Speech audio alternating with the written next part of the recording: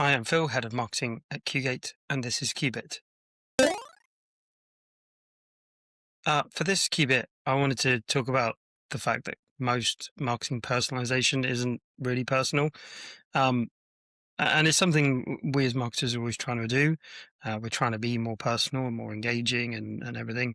But a lot of the time, what we call personalization isn't really all that personal. And if anything, based on changing customer expectations, it's barely the basics. Um, so, using someone's first name isn't particularly personal. Putting them into a broad segment isn't particularly personal.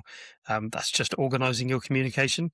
The real personalization is based on behavior, it's based on context, it's based on timing.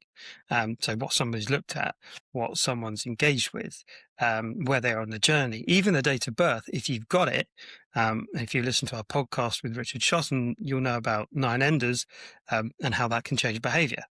Right. So using that data in your CRM, in Dynamics 365, makes that level of personalization possible. And when you combine that with something like Copilot, the data becomes a lot easier to use because it can highlight patterns of behavior. It can highlight signals from engagement, and it can even help shape the messaging that reflects what's actually happening with that specific individual, organization, whatever, right? So instead of sending personalized messages, that are ultimately generic with somebody's name at the top,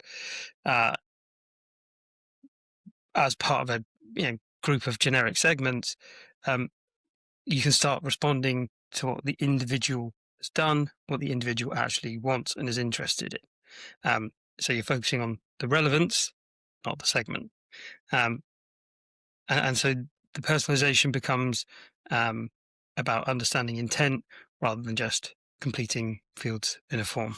And that's where the personalization and the marketing kind of blend together, and it starts being relevant and not noise.